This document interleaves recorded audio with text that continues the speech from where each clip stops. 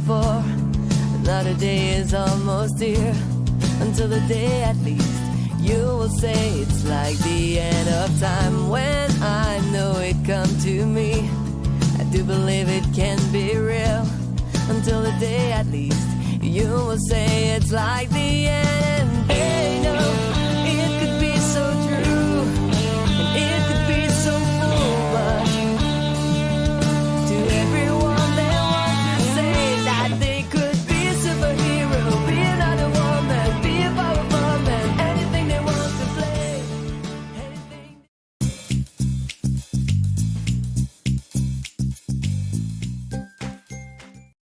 Hello everyone, this is Vanessa Morgan, your host of Vamo Radio, bringing you the top entertainment updates, artist features, and celebrity interviews.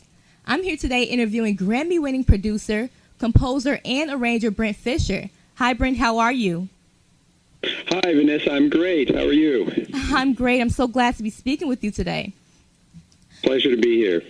So Brent, we know that you've been a part of and, played a pretty large role in the creativity of a lot of major and well-known artists. And you've also had a lot of credits as a musician to your name. So who is the most interesting artist that you've collaborated with? That's a tough question, of course, because I've been around for a while, and long-running working relationship with Prince. That was about 25 years, but then I've also gotten a chance to write for Michael Jackson and Usher, D'Angelo, Questlove and the Roots. So there are a lot of artists that I work with in many different genres, and I've really enjoyed them all. I mean, some of the most interesting things I think that can happen is when you're watching a new artist develop. Mm-hmm. But of course, the ones that get the headline are the big projects with the major celebrities, right? Yeah. So yeah, I've had a blast doing all of this, and okay, there was one very special moment that happened to me back in '04. I got a call to work with. We've been working with Prince for a long time, my father and I, up to that point, but never really done anything with him live, and so he asked us to write an orchestral arrangement for him for a duet. It was like a greatest hits medley that he was doing with Beyonce for the opening of the 2004 Grammy Awards telecast. And so I got to write on that project, be in the orchestra, perform on stage with Prince and Beyonce at Staples Center in LA, and it was so easy to do and really great. Everybody had their parts together. The sound check lasted only a half hour, and then we just performed, and it all went well, and it was just like a great moment in my life. And also, apparently, they have put this onto a Greatest Moments DVD of different Grammy Greatest Moments over the years. And that was mentioned by the producer of the Grammy telecast, Ken Ehrlich, as one of the seminal moments in Grammy history.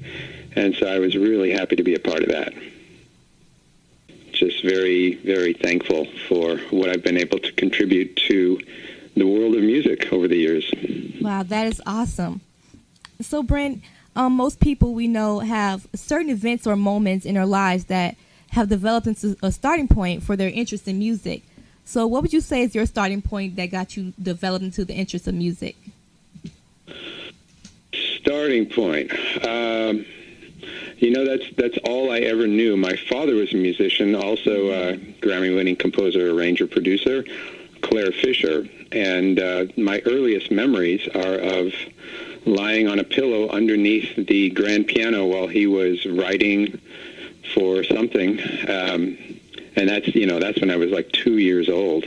Wow. And then I just started playing drums when I was 5, switched to bass when I was 14, got a degree in symphony percussion. I never went to career fair when I was in high school because I didn't even think that there were other possibilities. All my dad's friends were musicians, so I just grew up thinking, well, when you grow up, that's what you do. You become a musician, and so that's exactly what I did.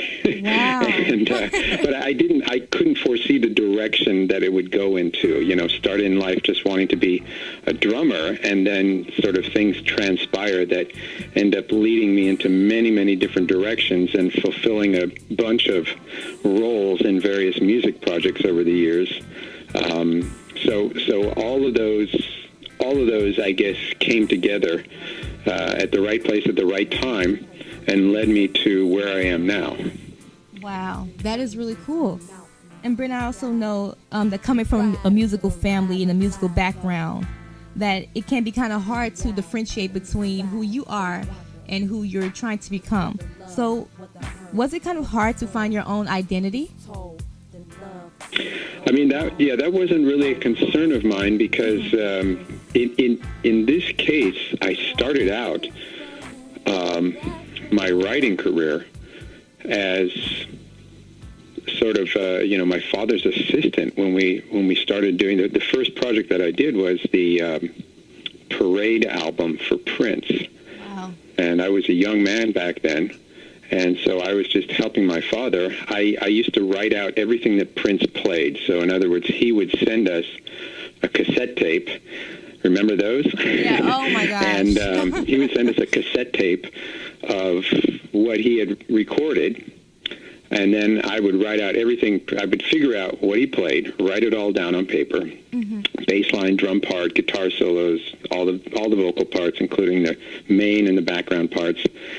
And then I would give it to my father, and he would use that for the basis of writing an orchestral arrangement, and we'd add the orchestra parts on in the studio here in L.A. and send it back to Prince.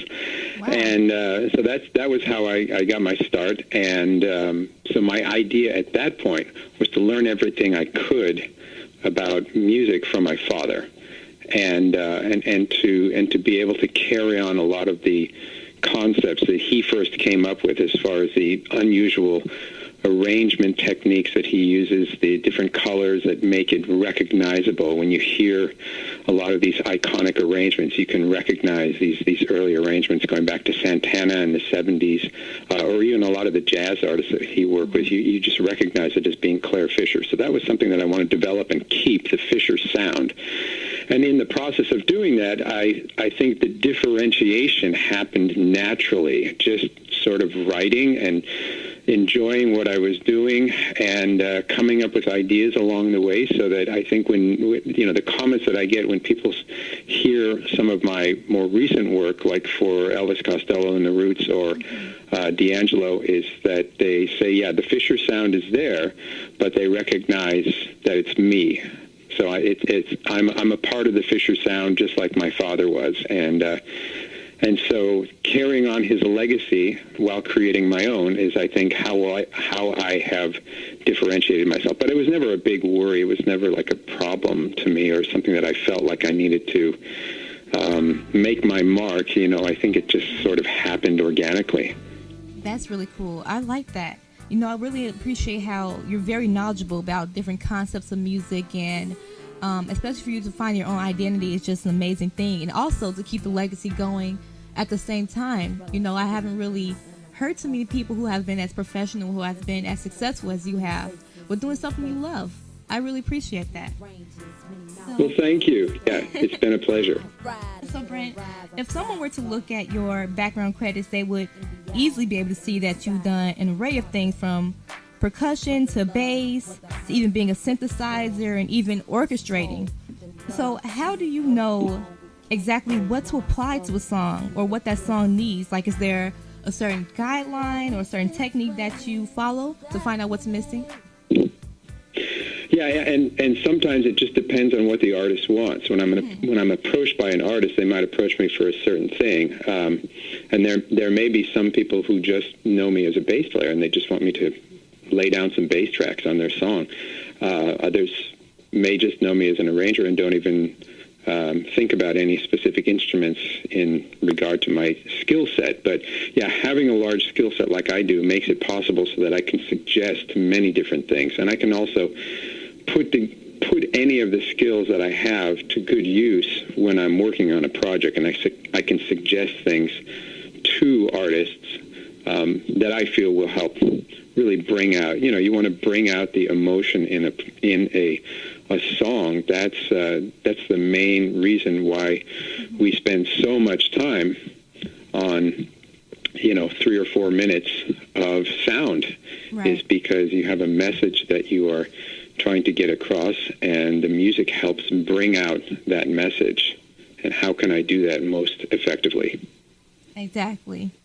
Now, also, Brent, people know that you've worked with a variety of artists as well, as you mentioned, and in so many different genres, because, you work with Usher, and he's more of like a soulful pop kind of feel, and Toni Braxton, she's R&B, King of Pop, Michael Jackson, and Prince, and even Elvis Costello, as you mentioned earlier, and he leans more into the rock kind of genre. So those are more of the professional side of you, of what you worked with over the years in the music industry. So on a personal level, I'm really interested in knowing, what kind of genre music do you listen to most? Right, and that's an interesting question, and I get that a lot. And the answer is that I feel the reason I've worked in so many different genres and continue to find new places to expand into is because I think more about music as an essence rather than how it fits into any specific genre. So in other words, the most important thing for me is if it's creative. So creativity is the most important thing, and whatever genre that fits into, as long as it's creative, then I love listening to it, and I love being a part of it if I can. And so I can listen to 10 different genres of music in a day, whether it's listening to country music or heavy metal or classical or straight ahead jazz. As long as they're creative, I enjoy them all, and I think that's part of the reason why I'm able to switch from styles, from so many styles, very quickly when I have to. The only thing you have to remember to do is just change out your style, because if I have to wear a tux to conduct an orchestra, then I'm not going to keep the tux on when I go to produce a rock session. I'm going to maybe put some jeans on after that. You don't want to show up in a tux for a rock section, right? Right. Definitely. You know what? And Brent, honestly, I really appreciate your creativity and how your mind flows. I kind of think the same way with different genres of music. I work with artists of all genres and everything, so I don't, pretty much like you're saying, you don't limit creativity, and something that you hear that you love is something that becomes a part of you. So I really appreciate that. You sound very humble about it, and you're not stuck to one genre like a lot of people are. So I'm really interested in knowing, I think personally that you actually could be the number one person who could give any kind of loyal advice as far as longevity and success in the music industry. So could you tell me, what advice could you give to someone who's looking to make music a career? Right, that's a great question. The short answer, I think, is to be able to do anything, and by that I mean if you don't know how to read music, that would limit you from doing some sort of work where everything is written out. Right. If you don't know how to play by ear, that's going to limit you from doing work where everybody's just throwing things, ideas out by ear and working off of each other. If you don't know about music publishing, you can't get into something where you've got to tackle the publishing aspect. If you don't know about marketing and, all the skills that you could possibly have that would lead you to be successful in any industry, I think you need to have those, especially very importantly for the music industry. So it's like you need to be aware of all these things. It's not like, let's say, if you go into the medical profession and you just concentrate on, ear, nose, and throat or something like that, or you just, specialist in one field, you can specialize. Yeah. And I see people do that all the time, and people have their specialties and they do gravitate towards one genre or, one type of thing that they really do well, and that's great. you can do that. You can definitely have specialties in music, but I think being well-rounded also will help you in ways that you can't even imagine right now. So just get your hands on knowledge and find out how to get what you need to know how to be able to do anything for whatever the project needs. You know, when somebody gets in touch with you and they want to work with you, if they see that you have a lot to offer, right, it's more likely that they'll continue to go with you and choose you for many different types of situations just because you have that variety of skills. Definitely. That's very well said. I appreciate you giving us that advice as well. And Brent, can you tell us, where can we find out more information about you, or where can people go to contact you? Sure. There are the two Fischer websites. So there's BrentFischer.com and ClaireFischer.com. And those have links also to my management if there's an artist that wishes to get in touch with me. And then, of course, I've got social media pages. I interact with them quite a bit myself. I do have an assistant, a really great assistant that handles a lot of things for me. But, people can always get a message to me through Facebook, Instagram, Twitter, all those different places. But yeah, so the main thing is check out the website, and then if you're interested to see my credits, you could go to it's allmusic.com. That lists like a complete set of my credits. And of course, I'm all over YouTube. You can just type my name into YouTube, and various things will come up. Not necessarily with all the celebrities that I've worked with. It just depends on how the tags work on the song title and the artist and everything like that. But so there are lots of ways to check out the work that I've done so far, or get in touch with me for something in the future. I always love working with new artists and seeing, or independent artists that have really powerful creative voices and are interested in differentiating their sound to help them stand out in this vast sea of music out there. There are a lot of great artists. Definitely. And how you stand out really helps you make your place in the world. Definitely. You guys, this has been the amazing Brent Fischer, and you can find out so much more information about him by visiting BrentFischer.com as well as ClaireFischer.com, or even contact him through social media of Facebook or Instagram or Twitter, whichever one that you use best. And you can also listen to this interview again by visiting vamo-radio.com. Brent, thank you so much for the interview. It was such a lovely time having you here. Thank you. It was great to talk to you, Vanessa.